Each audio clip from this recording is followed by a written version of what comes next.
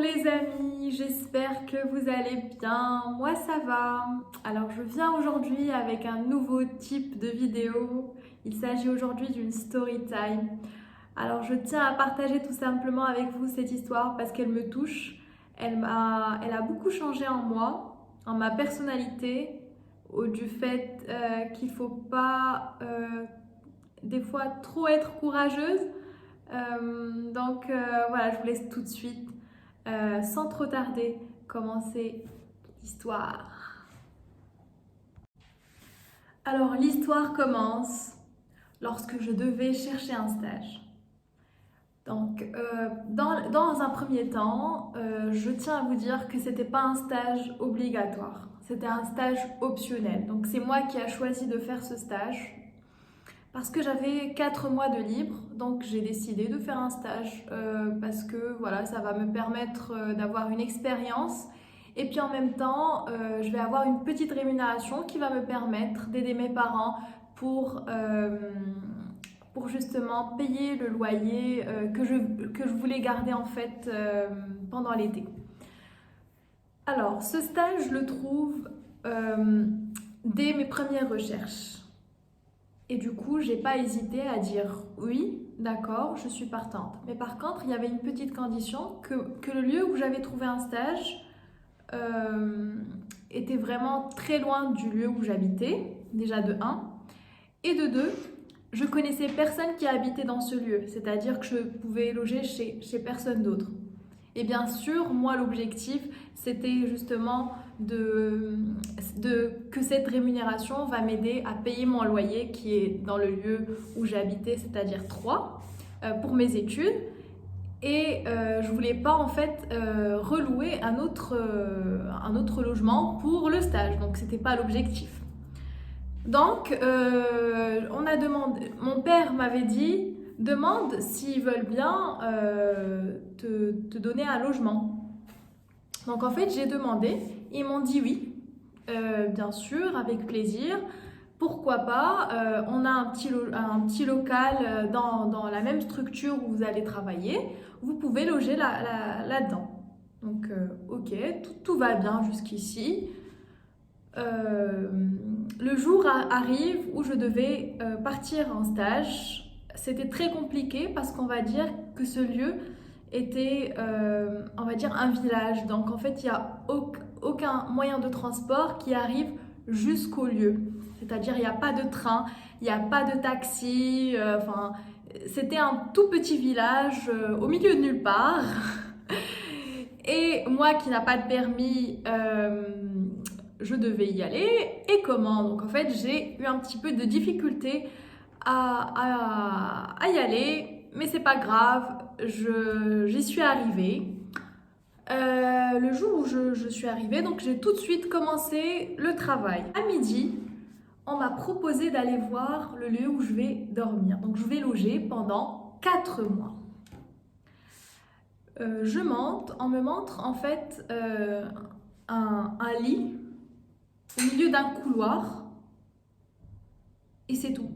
En fait, c'était un couloir et c'est-à-dire là c'est le couloir et juste derrière il y a une chambre et cette chambre est habitée par un de mes collègues, donc mes nouveaux collègues. Et donc moi je devais habiter juste devant sa porte dans un couloir. Moi, une fille toute seule qui connaît personne dans ce village, avec sa grande valise parce que j'ai ramené mon oreiller, j'ai ramené ma couverture, tous mes habits.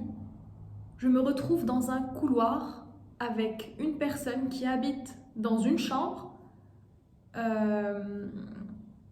Voilà, donc en fait j'avais très très très peur. C'est pas grave, donc ce jour-là je devais rien faire. J'étais obligée de loger ce jour-là dans ce lieu parce que voilà, c'était très loin de là où j'habite, donc je pouvais pas dire non, je vais partir. Voilà, le problème de transport, tout ça. Voilà, je suis arrivée, je dois assumer, je suis restée. Quand j'ai montré à mon père où je dormais et comment je dormais, et voilà, il m'a dit tu quittes tout de suite. tu leur dis que tu vas quitter tout de suite, que tu vas partir.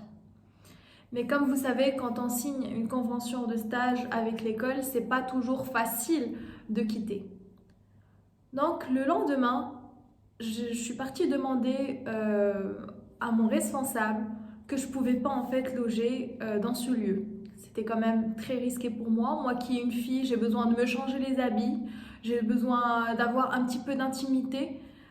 Voilà, c'était pas du tout possible en fait de loger dans ce lieu. C'était juste un lit en fait au milieu d'un couloir. Et le monsieur qui habitait dans la chambre, il pouvait en fait rentrer pour aller aux toilettes. Je m'excuse pour ce mot, mais il devait partir, il devait passer par moi pour aller aux toilettes dans la nuit. Et moi, ce monsieur, je le connaissais pas. Donc du coup, je vais demander au responsable, comme je viens de vous dire. Il m'a dit, bon, on va voir, d'ici une semaine, normalement, vous pouvez loger en fait dans la chambre. Donc j'ai dit ça à mon père. Mon père, il n'était pas très très content. Mais bon, j'y suis restée, donc ça veut dire que j'ai dormi pendant une semaine sur ce lit, dans le couloir. Le problème, c'est que moi, j'avais cru qu'il allait quitter en fait carrément en fait le lieu. Mais non, en fait, c'est lui qui a... Donc moi, on a juste échangé les places. C'est-à-dire que c'est lui qui a pris le couloir et c'est moi qui est rentrée dans la chambre. Bon, jusqu'ici, ça va. Mais, donc, les jours ont passé. Un jour, je devais acheter un shampoing. Donc, j'avais besoin d'un shampoing. Je suis partie au centre-ville pour acheter un shampoing. Il y avait un tout petit supermarché. Un tout petit supermarché qui vendait tout avec les prix x4, x5, x6. Donc je trouve un shampoing de la marque Casino qui vaut, on va dire, 5 à 6 euros. Je ne sais plus en fait le tarif exact. Mais c'était très très cher par rapport au shampoing, à la qualité du shampoing ou bien à la marque du shampoing en général. Donc en fait, je ne l'ai pas acheté. Je suis partie, il y avait une pharmacie juste à côté. Je suis partie demander à la pharmacie si je pouvais acheter un shampoing. Donc elle m'a dit, j'ai demandé une marque spéciale. Elle m'a dit, on l'a pas, je vais la commander pour vous pour demain. J'ai dit, ok, il n'y a pas de souci, on va patienter. Le lendemain, moi je quitte à 18h le travail. Donc moi d'habitude, quand je quitte, je monte dans la chambre. Ce jour-là, j'ai quitté, j'ai pris mon sac et je me suis dirigée vers le centre-ville justement pour récupérer mon shampoing. Donc je récupère mon shampoing, je rentre, voilà, je prends ma douche, tout va bien. Le lendemain, quand je commence le travail, le directeur vient me voir devant tout le monde. En fait, c'était un open space. Il vient me voir, il me dit, Sophia, suis-moi.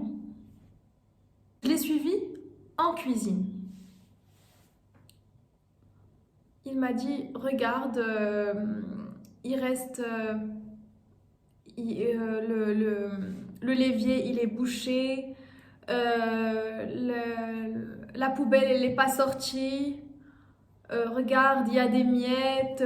Tu laves pas, c'est toi qui utilises le plus en fait cette cuisine parce que tu loges ici. Donc il a commencé un petit peu à hausser le ton. Donc moi en fait j'obéis gentiment, je lui dis voilà, moi je suis pas la seule à utiliser cette cuisine parce que déjà je tiens à vous dire une chose, c'est que tellement c'était une grande maison et qui faisait peur, on dirait vraiment que je vivais dans les maisons des films d'horreur. Donc j'avais peur, je cuisine. Déjà le soir, je cuisine pas et je dors en fait avec un creux. Tellement j'ai faim, je descends pas en fait. Dès 18h, dès que je rentre, je ne mange plus. Je mange à midi avec tout le monde et même mes collègues ramenaient en fait leur nourriture soit pour préparer là-bas, soit pour juste réchauffer. Et donc j'étais pas la seule qui utilisait cette cuisine. Donc j'ai obéi, j'ai sorti la poubelle et tout ça. Ensuite, il m'a dit, viens avec moi. Donc, il m'a fait sortir de la cuisine pour aller encore une fois à l'open space, devant tout le monde. Et il me dit, hier, t'étais où? Hier, t'étais où, Sophia? Je me dis, attends, il parle de quoi en fait? J'étais où? Je le regarde, en fait, je parle pas. Il m'a dit, je t'ai vu dans le centre-ville. Tu faisais quoi? T'étais où? Tu faisais quoi dans le centre-ville? Tu faisais quoi? En fait, c'est quelqu'un. Donc, moi, comme je vous ai dit, je suis juste partie chercher mon shampoing. Et pourquoi lui, en fait, il m'a suivi. J'ai pas compris, en fait, pourquoi il m'a dit, je t'ai vu. T'étais où? Tu faisais quoi? Pourquoi il me dit ça? Donc, bon, je lui ai dit, je regarde, en fait, je le regarde. Ensuite, il me dit, tu n'as pas fermé la porte derrière toi. Tu étais la dernière à avoir quitté le bureau et tu n'as pas fermé la porte. Et moi, je suis revenue, comme par hasard, je suis revenue après 18h et j'ai trouvé que la porte était ouverte. Et ça, normalement, c'est une faute grave. Sauf que moi, lorsque j'ai quitté le bureau à 18h, lorsque j'ai terminé mon travail, il y avait encore des collaborateurs à qui j'ai dit au revoir, à demain. Et je suis sûre de ce que je dis. Et apparemment, lorsque lui, il est revenu, il n'y avait plus personne. Et du coup, les derniers collaborateurs n'ont pas fermé la porte. À clé, je dis bien à clé. Donc la porte, elle devait être fermée à clé. Et tous les collaborateurs avaient la clé de l'entreprise. Voilà. Donc, je comprends bien qu'il commence à y avoir quelques soucis. Et derrière ces soucis, c'était des gens, c'était des collaborateurs. Pourquoi tout ça? Tout simplement parce que j'ai pris la place de leurs amis, de leurs collègues qui étaient bien avant moi.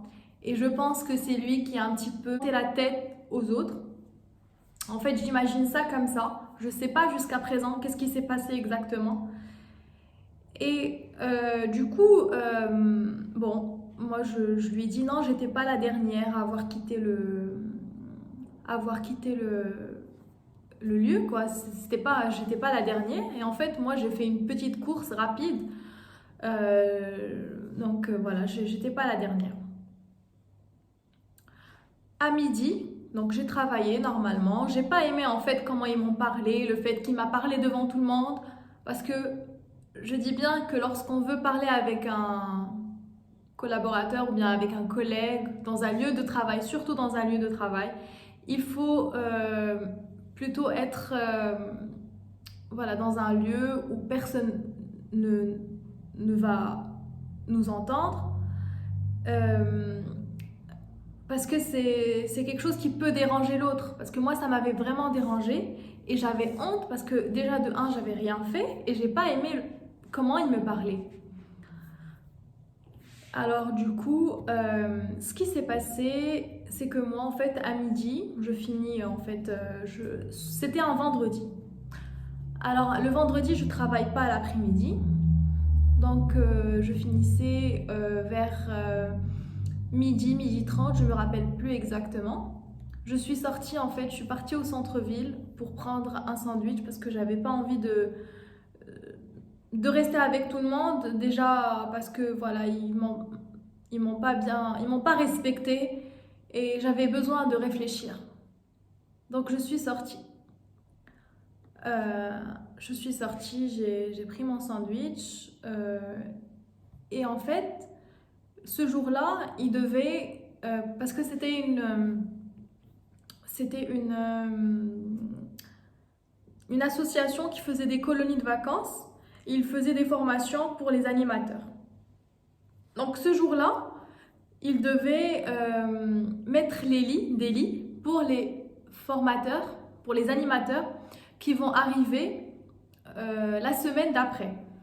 Donc, ils devaient organiser en fait les lits. Et où est-ce qu'ils vont organiser ces lits? C'est dans la même chambre où je loge, où j'habite en fait en ce moment. Donc, je leur ai dit que vu que moi je travaille pas l'après-midi, je vais les aider. Mais malgré tout ce qu'ils m'ont fait, je reste gentille, je reste professionnelle euh, envers eux. Donc, je leur dis que après l'après-midi, je viens pour les aider à mettre les lits, même si ça va être avec moi. Je sais pas si ça va être des hommes ou des femmes, donc ça va être mixte et ils vont loger dans la même chambre que moi. Je dis rien dans tout ça. Et puis, euh, et puis quand je reviens, je trouve qu'ils ont déjà terminé. Ils ont chamboulé la chambre où j'habitais. Ils m'ont tout chamboulé. Ils m'ont mis mes affaires sur mon lit, ma valise. Ils m'ont mis, en fait, voilà, ils ont tout chamboulé. Ils m'ont changé la place du lit. Ils m'ont tout changé. Déjà, moi, je suis pas bien par rapport à tout ce qui vient de passer, c'est-à-dire tout ce qu'ils viennent de me dire et tout. Et encore là, je trouve qu'ils ont fait le bordel, ils m'ont tout mis sur le lit, n'importe comment et tout. J'ai pas aimé. Ils n'ont pas le droit déjà de rentrer dans une chambre, dans ma chambre, sans me le demander. Tant que je suis pas là, j'ai mes affaires. Voilà, ça reste quelque chose de privé, je pense. Donc, bon, j'ai rien dit, je monte dans la chambre, j'appelle ma mère, je lui parle, et puis à un moment, j'étais en fait allongée sur le lit. Je lève ma tête comme ça, je vois qu'il n'y a plus en fait l'ampoule. L'ampoule n'est plus là pour juste avoir de la lumière dans cette chambre. C'était la seule ampoule qu'il y avait dans cette chambre pour la lumière. C'était le seul moyen d'avoir la lumière dans cette chambre, c'était cette ampoule-là. Ils l'ont enlevée et il y avait même plus le fil, rien du tout. Il n'y avait plus l'ampoule. Du coup, là, j'ai pas du tout compris. J'étais en train de parler avec ma mère. Je lui dis, écoute, voilà ce qu'ils m'ont fait. Je lui raconte tout.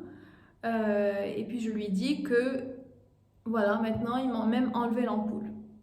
Et là, en fait, donc je vous ai dit que c'était un vendredi, il y avait le samedi, dimanche et lundi qui était un jour férié, donc j'allais rester 3 jours sans lumière dans la chambre, toute seule, dans un lieu, euh, c'est un village en fait, il y avait des champs autour de moi dans cette maison. C'est vraiment, ça faisait vraiment peur. Déjà, j'avais même pas où faire mes courses parce que le petit supermarché dont je vous ai parlé tout à l'heure, il y avait rien en fait, presque rien. Et il y avait un Intermarché qui était dans une autre ville, on va dire à côté, mais très très loin. Et le bus, il y avait un arrêt de bus juste à côté, mais le bus, il venait presque jamais. Donc en fait, c'était un lieu abandonné, vraiment abandonné. Euh, C'était mes collègues, une amie à moi que j'ai rencontrée là-bas, enfin, elle est devenue une amie qui m'aidait des fois, enfin, qui m'aidait et soit me ramener en fait des choses dont j'avais besoin, c'est-à-dire des paquets de pâtes, voilà, des choses dont on a besoin. Sinon, elle m'emmenait en fait entre midi et 2 pour acheter des choses et voilà, c'était comme ça que je pouvais manger. Donc, ce que je voulais vous dire, c'est voilà, donc j'ai vu qu'il n'y avait plus d'ampoules. En parlant avec ma mère, je lui ai dit c'est plus possible que je reste ici. Déjà, en fait, j'ai accepté plusieurs choses que normalement moi je n'accepte pas. Euh, je vivais en fait un petit peu l'ennui, j'étais toute seule. Il n'y avait pas personne, je pouvais même pas aller au supermarché pour acheter des choses. Des fois, en fait, on se défoule en fait en allant à Carrefour acheter faire des courses tout simplement. Mais là, il n'y avait aucun moyen de divertissement ni de sortie. Aucun, rien, il n'y a rien. Et du coup, je suis partie voir le directeur en lui demandant que je veux bien lui parler. Donc il me dit, d'accord, monte dans ta chambre et je vais t'appeler quand ça sera, dans 5 minutes. Il m'a dit dans 5 minutes, je vais t'appeler. Donc j'attends. Après 5 minutes, il m'appelle. Je vais dans son bureau. Je lui dis, est-ce que je ferme la porte? il me dit comme vous voulez. Je lui dis oui, je préfère. Donc j'ai fermé la porte. C'était juste en fait un message que c'est comme ça en fait que tu devais faire lorsque tu m'as parlé devant tout le monde avec un temps qui n'était pas correct. Donc je vais devant lui, je lui dis voilà, maintenant moi j'ai pas aimé comment vous m'avez parlé. Je trouve que c'est pas une méthode ou bien un temps avec lequel on peut parler avec un collaborateur. Je suis pas là pour me créer des ennemis. Voilà, donc moi si je commence à créer des problèmes, apparemment je peux partir, il n'y a pas de problème. Et en même temps je lui dis que moi j'étais pas la seule, j'étais pas la dernière qui a quitté le bureau. Il y avait d'autres collaborateurs qui étaient là. Il m'a demandé c'est qui, je lui ai dit moi je suis pas de ce genre. Donc si c'est eux qui vous ont dit que c'est moi qui a quitté le bureau, je vois bien que personne ne m'aime ici de toute façon. Et je suis pas de ce genre qui va balancer en fait ses collègues pour dire que c'est lui qui était là ou c'est elle. Voilà, je suis pas ce genre de personne et je suis pas là pour me créer des ennemis. Donc je préfère ne rien dire. Il m'a en fait incité à dire, j'ai rien dit jusqu'au jour d'aujourd'hui. Voilà, je suis partie sans rien dire. Et je lui ai dit par contre, je ne peux pas vivre dans une chambre où il n'y a pas de lumière. Il me dit comment ça? Je lui dis voilà. Et lui, il savait qu'il n'y avait pas de lumière. Donc il m'a dit ok, donc vers 17h, je vais venir, quand je termine le travail, je vais venir te remettre la lampe. Je lui ai dit ok, merci. Et je suis montée dans ma chambre. Après ça, donc, il est venu me remettre la lampe dans la chambre comme si de rien n'était. Il rigolait, il voulait en fait faire le gentil. Mais moi, j'étais pas bien. À vrai dire, je pleurais en fait en ce moment et j'étais pas bien.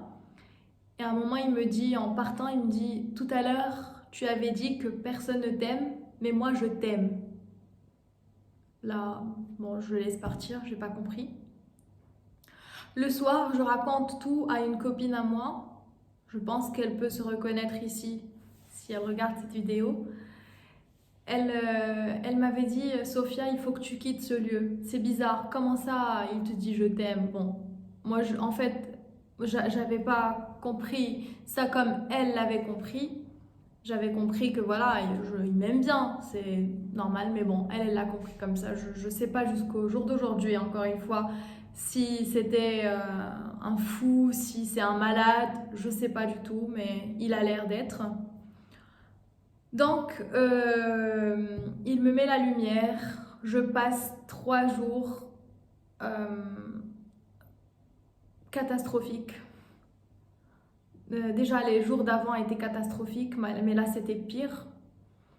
Donc, j'ai parlé avec mon école lorsque j'ai pu. Donc, je leur ai dit que moi, je peux pas. Je leur ai raconté comme quoi ils m'ont enlevé la lumière, comme quoi ils m'ont parlé avec ce temps, qu'est-ce qu'ils m'ont dit, tout ce qui s'est passé.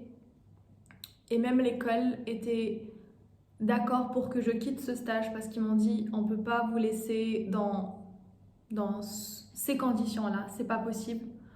Donc ils m'ont fait une rupture de stage et j'ai arrêté mon stage le mercredi. Donc le mercredi, j'ai arrêté mon stage et je suis repartie chez moi. Enfin. Mais du coup, avant tout, un petit détail qui est le directeur, en fait, celui qui m'a enlevé la lampe et qui m'a demandé de le suivre en cuisine et tout ça.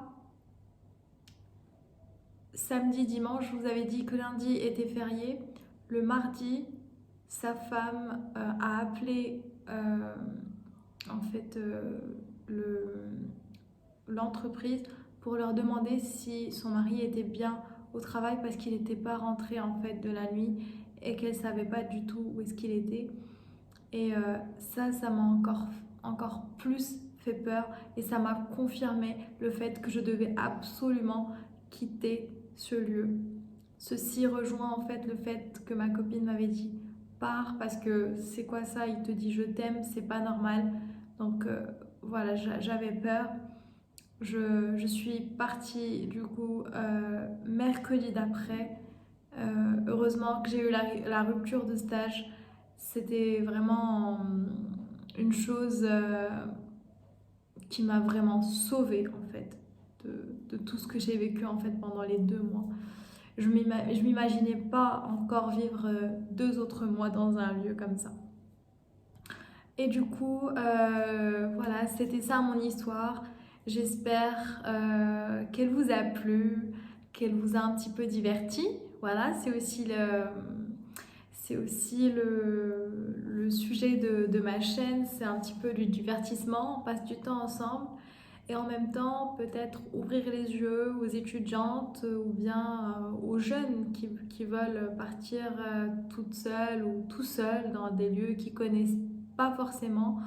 Il faut se méfier, il faut pas toujours faire confiance. Et puis voilà, donc faites attention à vous. Et merci beaucoup pour vos commentaires, vos messages, votre encouragement. Pour moi, ça me touche beaucoup. Je vous dis à très très très vite dans une nouvelle vidéo. Et gros bisous, bye! Pour ceux qui se demandent comment était la maison, la voici. J'habitais dans le grenier comme la flèche l'indique. N'oubliez pas de vous abonner à mon compte Instagram Sophia Cheradi. Et je vous remercie beaucoup et à bientôt.